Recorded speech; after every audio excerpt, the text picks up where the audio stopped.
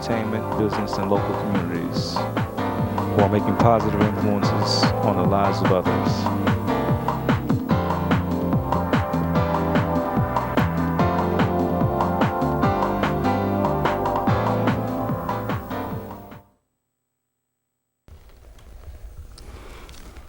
Welcome to Producer Profile. I'm Stella Winston. And I'm Jim Hill.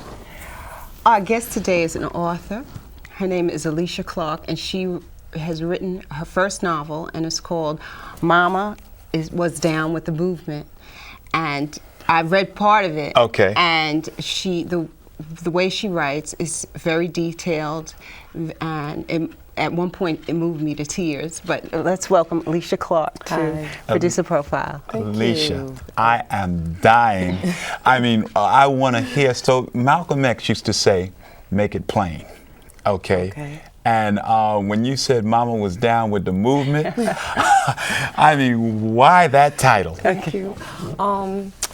Why that title? Wow, that's a story in itself. One of my favorite people is Joanne Chesimard. I was reading her autobiography, and I don't really get into details whether or not she is guilty or not. I just think that she is a heroic woman. And while I was reading it, it had something to do with, I believe, her giving birth and having to leave America. And I kind of felt for that child. What would I think if my mother left? Mama was down with the movement, and would that be okay? And just being without my own mother, what kind of feeling that would be, but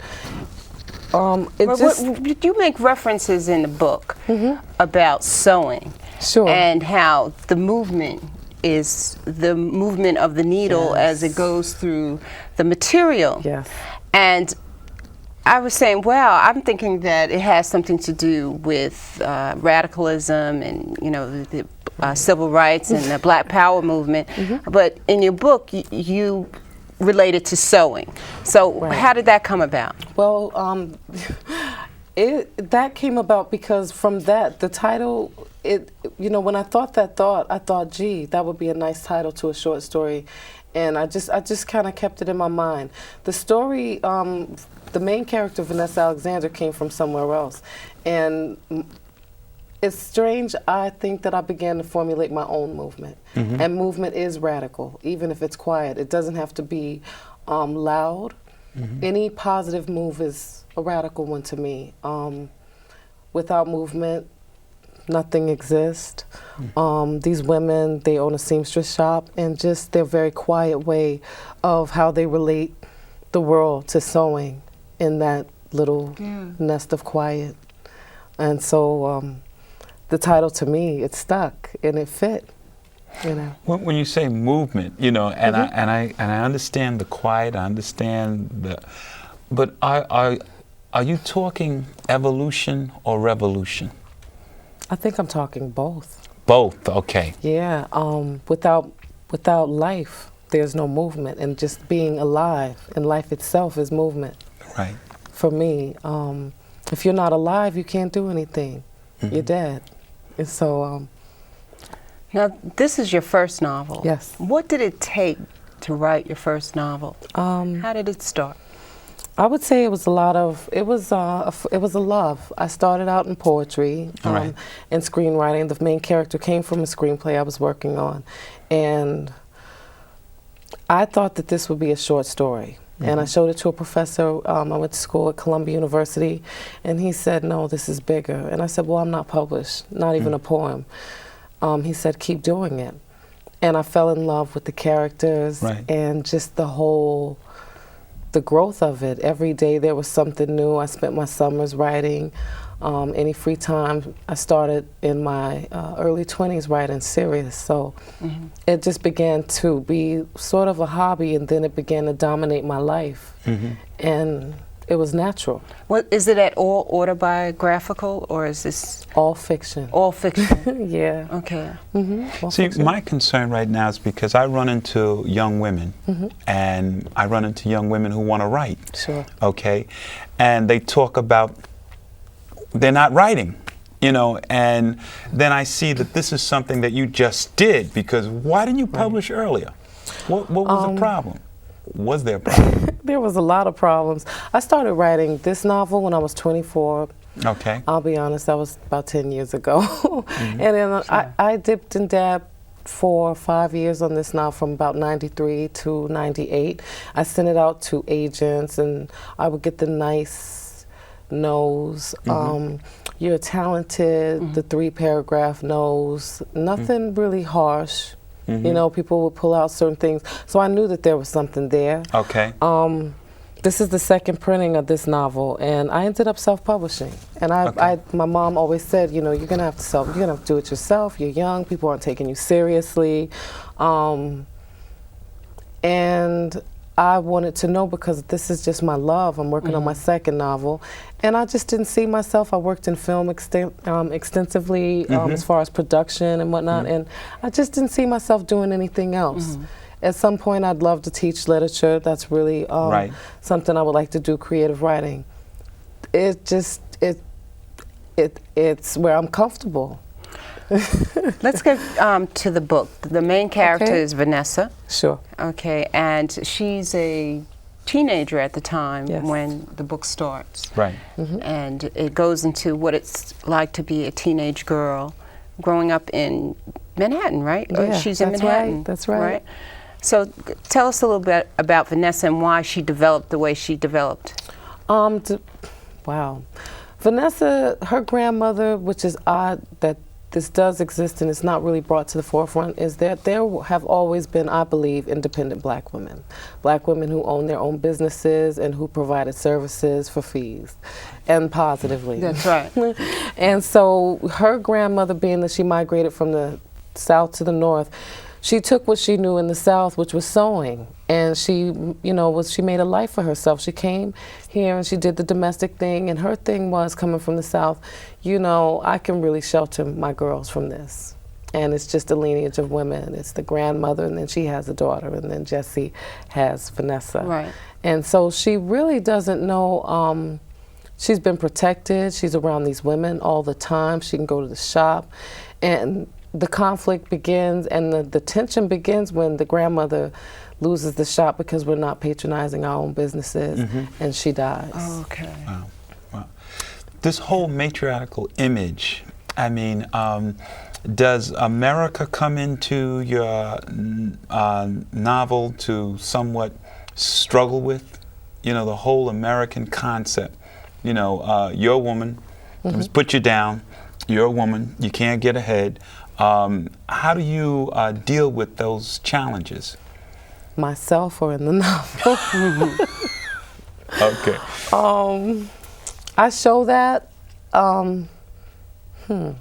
It's there because to me all writing is political, so you really have to show the dynamics of life itself. You really have to touch base on those type of issues. And I guess the way they handle their existence, the gentleness that they handle each other and each other's lives and themselves. Right. It's sort of how we deal with America as a whole as women. But you also touch in the book about how violence played a role in the characters' lives. Sure. And yes. I mean, that's very much a part of the American experience, Right. and how it influenced each generation. And Sure. Can you talk about that, Sure. please?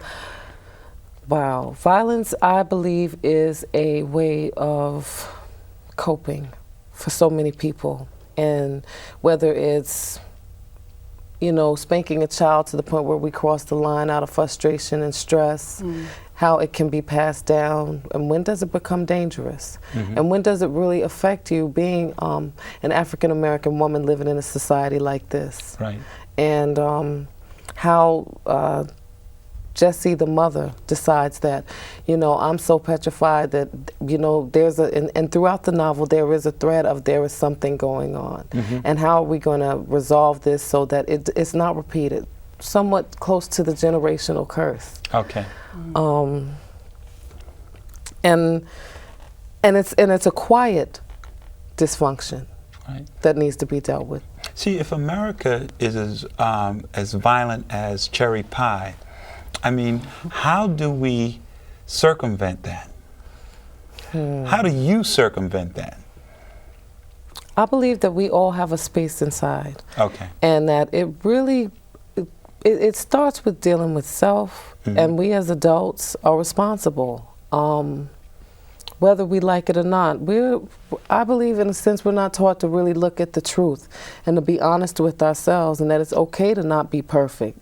Because if you don't pay attention to the imperfections, you get nowhere near perfection.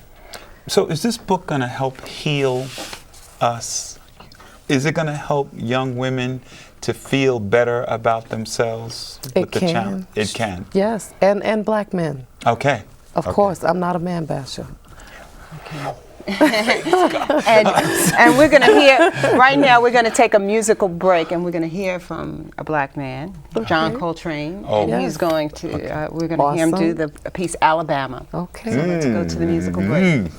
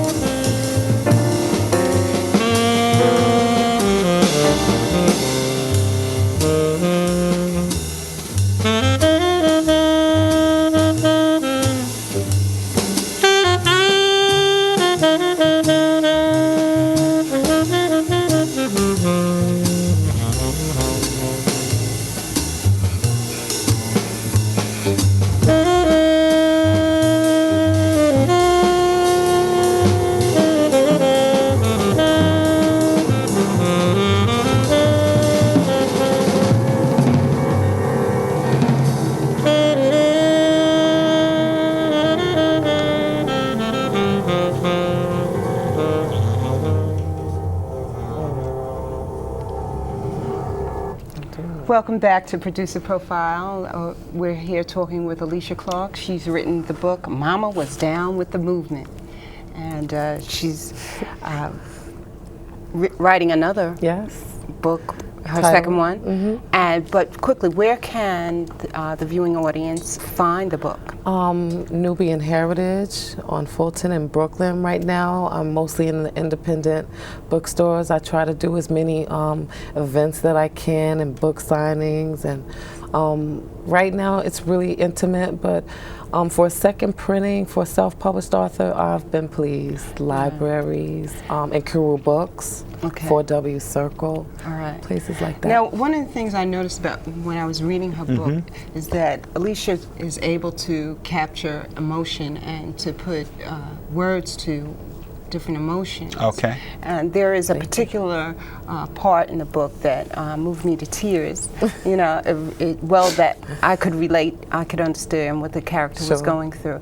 And this is the character Vanessa, and the grandmother has just passed, and she's dealing with her grief. Yes. Okay, and you're going to do a reading for us right now. Yes, I will. Okay. Okay. Okay. I reluctantly pulled my clothes together and dumped them into whatever bags available. And since I never had to move before, the idea of actually doing it drained me. Boxes surrounded my feet and made the packing more confusing. Mama had tried to make it easier by sectioning off parts of rooms for me not to touch, mainly whatever belonged to Mama May, or whatever area she lived in the most. To me, Mama May was everywhere, and I could not accept the reality that she was gone, even though I had found her myself. I would never hear her yell for me to hurry out of the bathroom or to rush me to my feet to get to where she stood. She was in the vase that sat over the mantelpiece, and when I looked in its direction, it never registered. When I turned to look through any doorway, I expected her to come through it. I expected to see her knowing look piercing through every pore of my body because she knew me so well. I waited to smell the aroma of evening dinner seep through the air to meet my nose, but all I felt was the summer air drifting up my nostrils to fill a stomach reeked with emptiness. A sadness sat quietly, waiting for me to acknowledge the pain that was there, a heaviness of grief. When I looked into the mirror, I stood looking at Mama May, dressing herself in one of her Sunday hats and placing different earrings up against her soft earlobes to see if they matched what she was wearing. I imagined watching her walking out the door humming her favorite hymn. I sat in her rocking chair and tried to imitate the squeak it made when she rocked, and I couldn't get it right. I didn't have the rhythm she possessed. I felt her lap underneath me as I sat still. I had sat there in her lap so many times. I smelled her favorite talcum powder in the air as I made myself take breaths quickly to avoid the sobs that begged to come out. Grief is a sickening feeling when one has to face the reality of loss. I wondered over and over again, who will protect me now? Who will give me the unconditional strange love that Mama May gave me? I began to feel sick just thinking about her. I ran to the bathroom and threw up yellow phlegm that made it harder for me to eat. My stomach jerked with heaves so strong that I landed on my knees because there was nothing coming out, and the heaving wouldn't stop. Next, the sobbing began. Why did you have to leave? I heard over and over in my head, not understanding the confusion I felt. Scared by the jerks of my body that ached for her presence, I wanted to run away from the disarray of thoughts.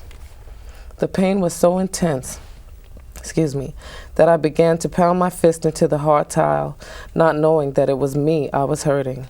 My strength buckled beneath me, and there was nothing I could do but hit the floor and try to pound out some of the pain until my knuckles became bloody. The telephone rang, and I let it because I didn't know how to say hello, and I couldn't say anything unless forced because my vocal cords would not let anything manifest through my lips. I began to hold my knees firmly in my stomach to stop the jitter, and something made me listen. I kept hearing her voice trying to reach my soul where I tried to block all feeling out.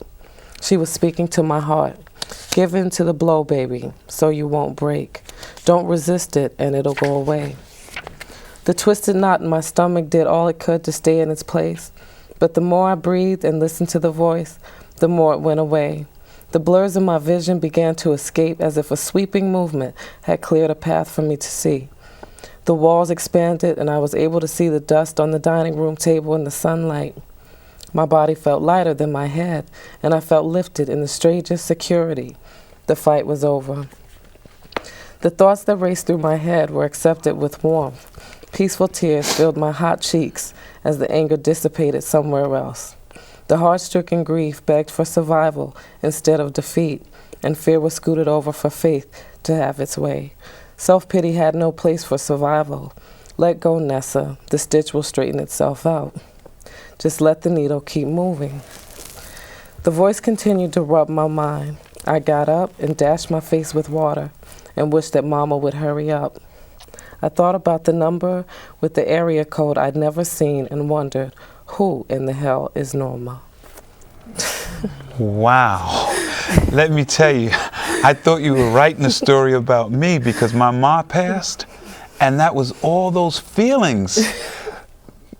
Boy. Yes. Wow. And I noticed how you got the movement at the very end. Like you tied in the title, Mama Was Down with the Movement, and you tied in the sewing at the end. In other words, the message that you were that the character Vanessa was hearing was that you got to keep moving. That's right. You can't let it stop you. Yeah. Yeah. That's right. Feel it. Because if you can't feel it and get past it, you'll stay stagnant. That's right. So you have a message, okay? And I know you're going to put that message out. But can you put your message in a few statements? What is your message to us? Keep moving. That's it. I write early in the morning, and I pray. And when these things come out, I read a lot. God, to me, writing is so personal. I don't make announcements and tell my friends, "Oh, I'm writing. Don't call me this time." I just sneak and do it. Yeah, that's like one of the things that I want to know. Like I've heard certain writers, they have to write in a certain way. Like they write in the morning or they write in the evening. They write with no one around, the door closed, door open, on a typewriter, on a computer by hand. Do you have a set pattern? Is there a ritual that you have to follow? When I first started to write, knew that I really did. I was the type of person to close in and be in total isolation because I was looking for the discipline, and I really just didn't know if it was what I wanted to do. Now, it just comes. It's so natural. You know, that's what I meant by just the natural. I like quiet. I tend to do it early in the morning. I'm working on my second novel, and it was so funny because last week I'm doing a lot of things with this book here, this novel, and I'm doing other things, and so I went to sleep with the line, and I was so tired, and I said, you know, God, I'm exhausted, and I know that this means something. Just please don't let me forget about it. So in a dream about 2 hours later, and it was about 2:30, 3 o'clock in the morning, I woke up because I was dreaming something, but that line came back, and so I was up till about 5 or 6 writing. Oh, okay. And so it's like that's the way so if it hits you, you're right. Or something motivates you, you're right. Well, I think that for me, I don't believe in writer's block because I tell people, I say, you know, story is always on my mind. As I'm living, I can't stop. I have to pay bills and I have to freelance and do other things. And so story is always on my mind. And I think that once I'm open to receive, when it comes, it's the discipline to sit down and write it, like you were saying with the young women who say they want to write. You have to be willing, and you have to kind of relinquish control. Let me ask you something. Can you see yourself in the future writing about men? Oh, I'm doing that now with Naomi. Okay. Now, we're going to have to close soon, but you're working on a second book, and that's what the book is about, men? It's not necessarily about men, but there's going to be a little more focus on men, and one of the characters I will tell on right away is so beautiful. His name is Dewey. Okay, on that note, what's the name of the second book? Naomi. Naomi, and Yes. she, the first book And is she's Mama? actually from this book. From but this book? Yes, and I guess she just wanted to tell a little bit more, but it's not a sequel. Okay, so this, the name of the book is Mama Was Down with the Movement. Yes. And Alicia Clark, thank you so much for coming. Thank you so much Yes, for having me. yes. Thank you, Thank you. Thank you so much. Okay, Tiffany. and make sure you go out and buy Thank her you. book at the different bookstores in the neighborhood. I'm Stella Winston. And I'm Jim Hill. Okay. Thank you for watching Producer Profile.